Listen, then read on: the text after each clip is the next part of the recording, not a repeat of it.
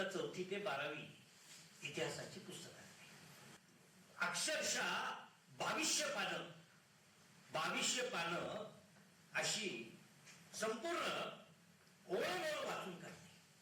आणि माझ्या लक्षात आलं की या 2200 पानांमध्ये उद्याचा हिंदुस्थान घडवणारा